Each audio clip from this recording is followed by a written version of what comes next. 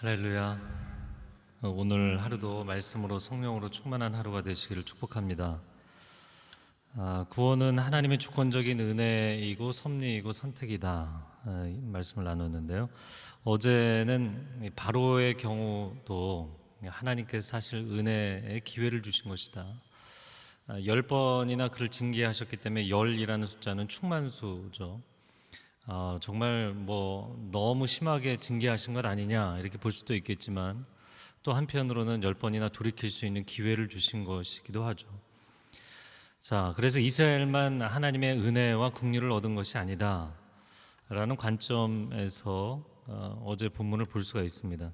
네, 오늘 본문은 이스라엘의 예를 호세아서와 이사야서를 들어서 호세아서에선 한 구절 그리고 이사야서에서 두 개 구절 총 세 개의 본문을 가지고 예를 들고 있습니다.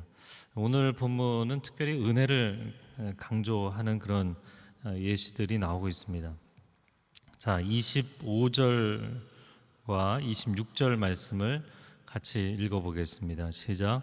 호세아서에서도 하나님께서 말씀하시기를 내가 내 백성이 아닌 자를 내 백성이라 사랑받지 못한 자를 사랑받는 자라 부를 것이다.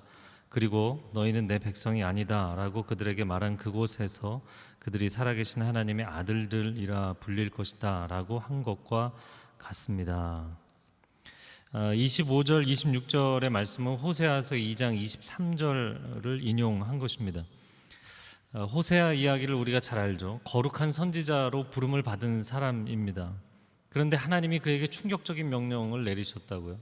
호세아서 1장을 보면 물론 그 전에 다른 예언이나 다른 명령을 받았을 수는 있는데 호세아서만 놓고 본다면 그 12장의 첫 번째 장 첫 번째 부분부터 하나님이 그에게 주신 첫 번째 명령이 음란한 여인 고멜과 결혼해서 음란한 자식들을 낳아라.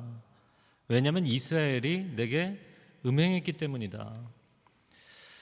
이게 무슨 얘기냐면 이사야도 그렇고 예레미야도 그렇고 우리가 쭉 보면 에스겔도 그렇고 행위 예언이라는 게 있죠.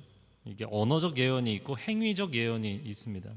그래서 몸으로 표현하는 예언이 있는데 이것은 아예 삶을 통째로 들여서 그 인생으로 예언을 하는 거예요. 그런데 그 인생의 예언이 긍정적인 게 아니라 부정적인 예언을 해야 되는 거잖아요. 그럼 자기가 그런 부정적인 삶을 살아야 한단 말이죠. 아들, 딸, 아들을 낳았는데 첫째는 이스라엘이고 둘째 딸이 루하마. 로는 십계명에 살인하지 말라, 간음하지 말라. 이 말라가 로예요. 로. 부정 접두어죠. 루하마는 사랑받는다. 사랑받지 못하는 자다. 암미는 내 백성인데 내 백성이 아니다. 둘째와 셋째의 이름이죠. 자, 그런데 그들을 내가 내 백성이다, 사랑받는 자다라고 불러주겠다.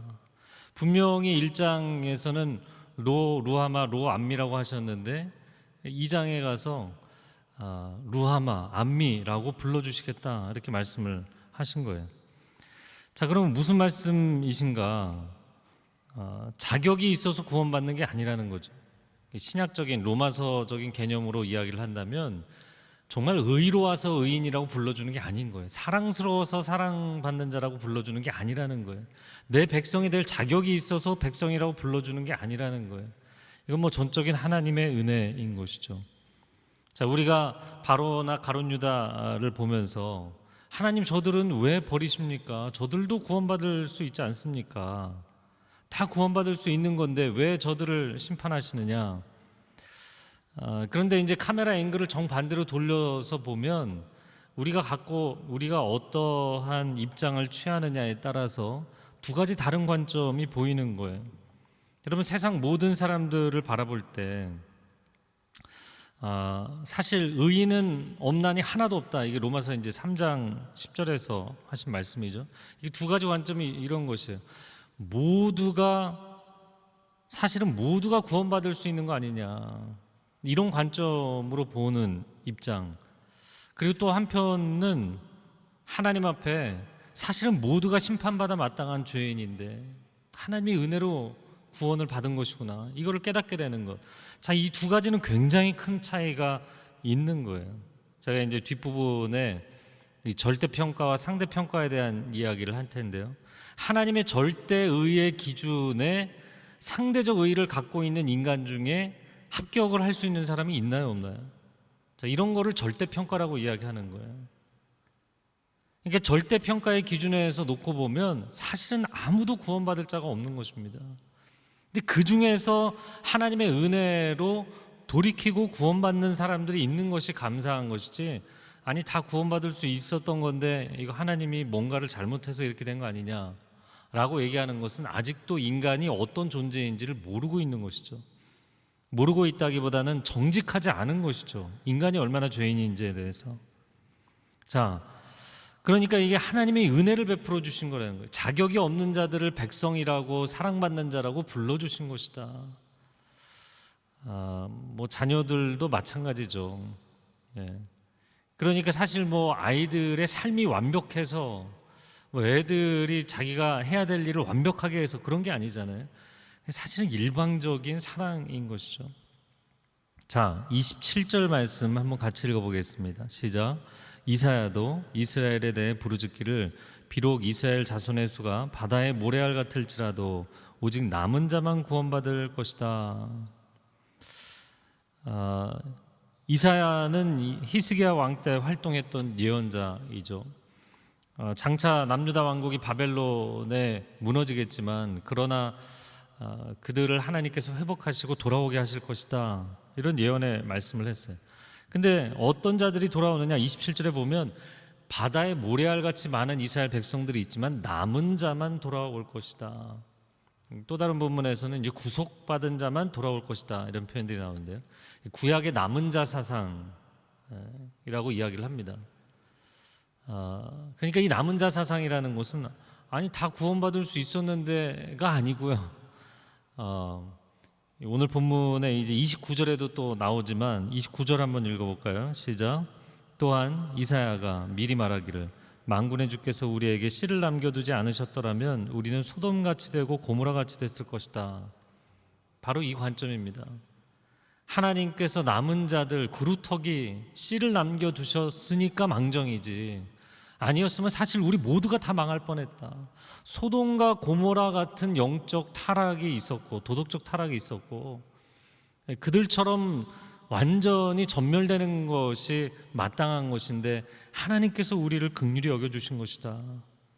이게 사실은 정직한 고백인 것이죠.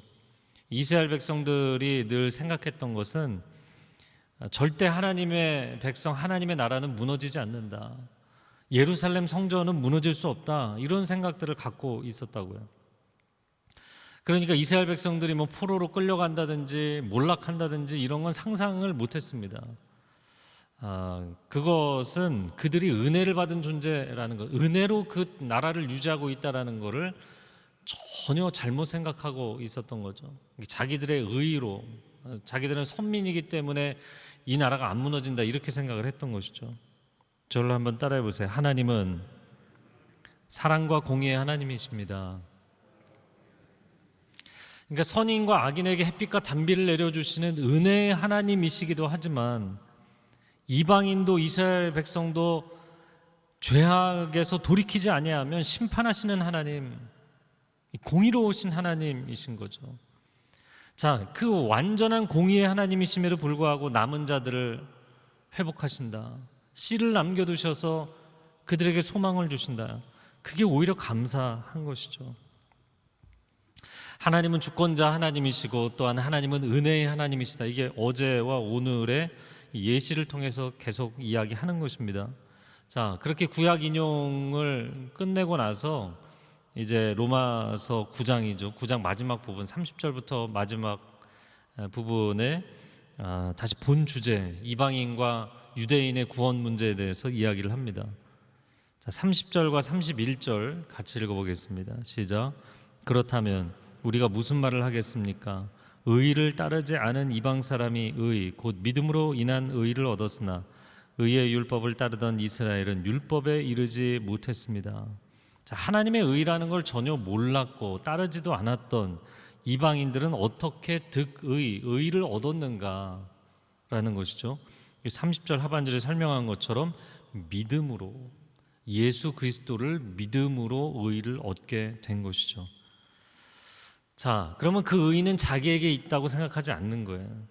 나는 의롭지 못하기 때문에, 나는 오히려 죄 많은 인생이기 때문에. 그래서 예수 그리스도의 의를 의지함으로 하나님께 의롭다 인정을 받게 된 거예요. 자, 그런데 31절에 보면 그러면 유대인들, 이스라엘 백성들은 어떤가? 하나님의 의의 기준인 율법을 따르던 사람들이잖아요.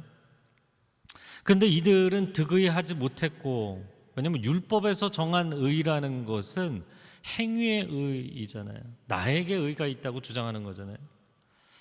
그러니까 그것은 완벽하게 이룰 사람이 없기 때문에 결국에는 의에 이르지 못하고 율법에도 이르지 못한 것이죠.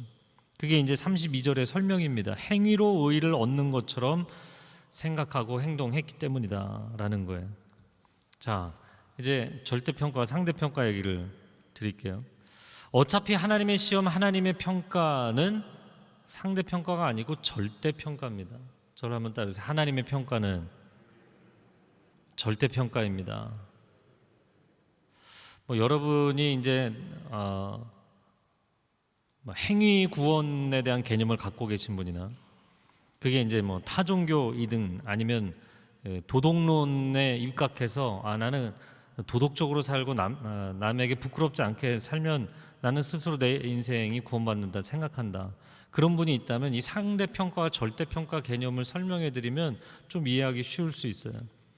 물론 여러분이 논리적으로 전도를 할 때는 굉장히 관계가 돈독하고 신뢰가 있어야지 하는 겁니다. 논리로 얘기해서 상대가 설득되면요, 기분 나빠하지 회심하지 않아요. 그렇기 때문에 논리로 말씀하실 때는 관계에 신뢰가 있을 때 얘기를 하시는 게 좋습니다. 자, 이게 무슨 얘기냐면 이방인들은 그렇게 이야기하는 거예요. 자신들은 의의 기준으로 놓고 보면 빵점이라는 거죠. 저희는 다 불합격입니다. 그래서 하나님이 합격 처리를 해주신 거예요.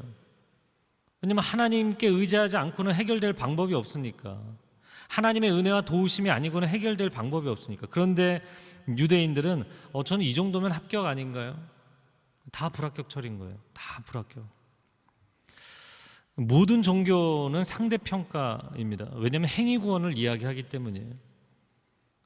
그래서 제가 대학생 때 친하게 지냈던 친구 중에, 저희과 친구 중에 그 원불교 클럽, 학생 클럽의 대표를 했던 친구가 있어요.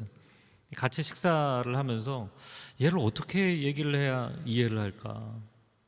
그래서 제가 물어봤죠. 원불교는 어떻게 구원을 받느냐?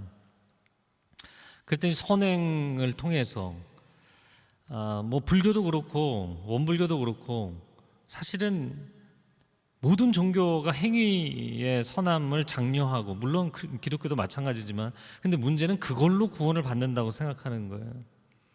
이게 제가 질문했죠. 그러면 선함의 행위라는 것을 객관적인 평가지에다 평가를 할 때 만약에 0점에서 100점까지면 몇 점부터 구원받을 수 있냐고. 대답할 수 없죠. 100점 만점이라는 인간이 존재할 수 있다고 생각하냐고. 그것도 대답할 수 없죠. 100점 만점인 인간이 어디 있어요? 없잖아요. 그럼 90점부터 구원을 받을 수 있다고 만약에 상정을 하자. 만약에 신이 존재해서 신이 90점부터 합격이라고 쳐준다면 그럼 89.9는 받아줄 거냐 말 거냐? 이걸 반올림을 해줄 거냐 아니면 그냥 누락시킬 거냐? 여러분, 행위구원이라는 것은 지극히 인간적인 관점인 거예요. 절대적인 선과 의의 기준을 갖고 계신 하나님의 절대평가에는 맞지가 않는 것입니다. 행위 완벽한 사람은 존재하지 않아요. 왜 하나님께서 예수 그리스도를 우리에게 구원의 길로 제시해 주셨는가? 모두가 불완전하기 때문이에요. 모두가 불완전해서 하나님의 완전하신 어린 양이 우리를 대신하여 죄값을 치러주신 줄로 믿습니다. 그것이 은혜예요. 그것을 은혜로 받아들이는 것입니다. 자, 이제 다시 본문으로 돌아와서 이방인에 대한 이야기를 좀 하겠는데요. 자, 유대인들이 왜 율법에 열심을 내고 종교생활에 열심을 냈는데 전부 불합격 처리가 됐는지에 대해서 말씀을 드렸어요. 자, 그러면 이방인들을 좀 이야기를 해볼까요? 자, 이방인들에게는 양심이 없고 법이 없었는가? 여러분, 이방인들에게도 양심이 다 있고 법이 있었습니다.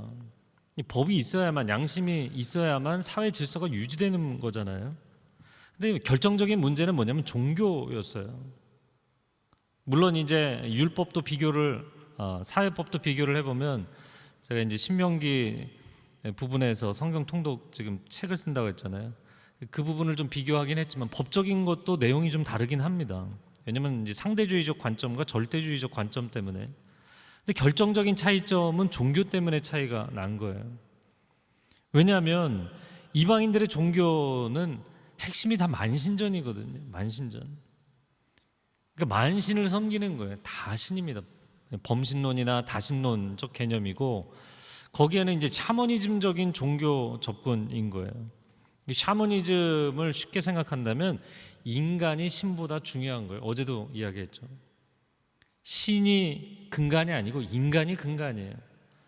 그래서 귀신을 달래기도 하고 뭐 치성을 드리기도 하고, 이 중근동에서는 자식을 불태워서 바치기도 하고, 내가 이만큼 노력을 했으니까, 내가 이만큼 재물을 드렸으니까 내가 원하는 걸 이루어 달라. 거의 거래하는 수준이죠. 그래서 샤머니즘이라는 건 인간이 자기 욕심을 충족시키기 위해서, 자기가 원하는 것을 이루기 위해서 신을 얼르고 달래는 걸 하는 거예요. 그게 구슬을 하는 것입니다.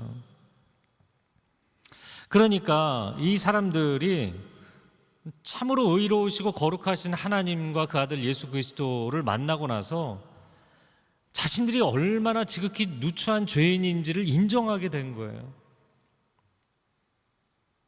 그러니까 내가 죄인인 걸 아는 거죠. 내가 죄인인 걸 아는 건 굉장히 중요합니다.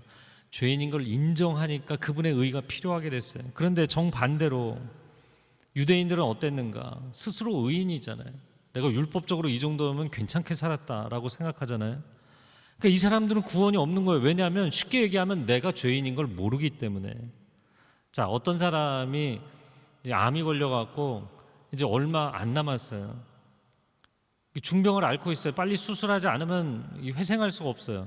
근데 자기가 암 환자라는 거를, 자기가 병자라는 거를 아는 것과 모르는 건 굉장히 중요한 차이가 있는 거예요. 알아야만 병원을 찾아가고 의사를 의지하는 거죠. 근데 의사가 당신 병이다 얘기를 해도 난 병이 아니다, 난 병이 없다 이렇게 생각하고 주장하는 사람에겐 치료가 없는 거예요. 그러니까 굉장히 많은 중독 환자들, 저는 이제 정신적인 문제를 겪는 분들을 만나는데, 많은 중독 환자들이 자신이 알코올 중독이고 분노 중독이고 이걸 인정을 하고 깨달으면 치료의 길이 열리게 돼 있어요. 그게 첫 시작입니다. 근데 그걸 인정하지 않는 사람은 치료가 없는 거예요. 왜냐면 내가 죄인이 아닌데, 내가 환자가 아닌데 내가 무슨 도움이 필요하냐 이렇게 생각하기 때문이에요. 여러분, 이건 굉장히 중요합니다. 여러분, 크리스찬으로 살아가면 어떻게 보면 세상 사람들보다 더 의롭게 살려고, 바르게 살려고 노력하잖아요. 애쓰잖아요.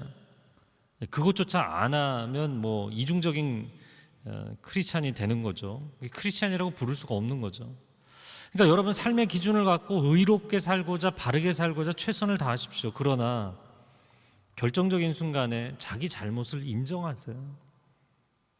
자기가 불충분한 인생이라고, 내가 얼마나 부족한 인생인지를 인정하세요. 그래야 하나님의 은혜를 체험하는 것이고, 그래야 사람들에게 은혜를 경험하는 것입니다. 너무나 많은 오늘날 교인들이, 제가 교인이라고 표현했습니다. 교회를 다니는 분들이 물론 하나님의 은혜에 감격해서 신앙생활을 시작했는데, 내가 의롭게 살려고, 바르게 살려고 노력하다 보니까 다른 사람 정죄하고,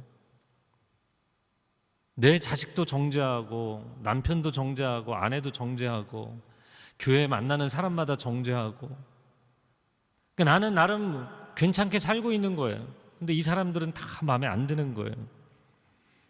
참 희한한 게요, 그 일반 세상 사람들도 성실하게 바르게 옳게 사는 사람들 존경합니다. 그런데 희한하게도 그 사람의 허술한 점, 부족한 점, 잘못된 점 이런 거 인정해야 사람들이 인간미를 느껴요. 그리고 그 사람에게 은혜를 베풀어요. 그게 왜 그럴까요? 사실 모든 사람은 완벽한 존재가 없기 때문이에요.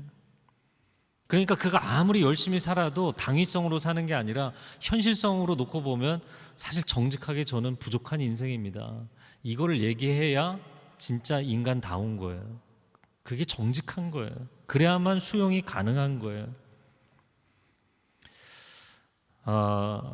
사실 이방인들이 이 샤머니즘에 빠져 있다가 하나님께로 돌아오는 대반전이 일어나게 됐습니다.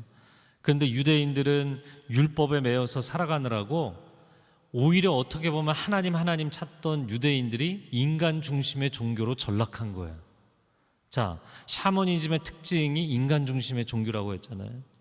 그러니까 샤머니즘에 있던 사람들은 하나님께로 대반전을 일으키며 돌아왔는데, 하나님을 찾던 유대인들은 인간의 행위를 강조하고 인간의 기준과 자기의의를 강조하는 인간 중심의 종교로 전락해버린 거예요. 이런 말도 안 되는 역전현상이 나타나게 된 것이죠. 그러니까 오늘날 현대 기독교가 인간의 행위와 윤리, 도덕만을 강조하고 정말 나는 죽어 마땅한 죄인입니다, 하나님의 은혜가 절절히 필요합니다, 이걸 인정하지 않으면 복음은 없는 거예요. 교회는 교회가 아닌 겁니다.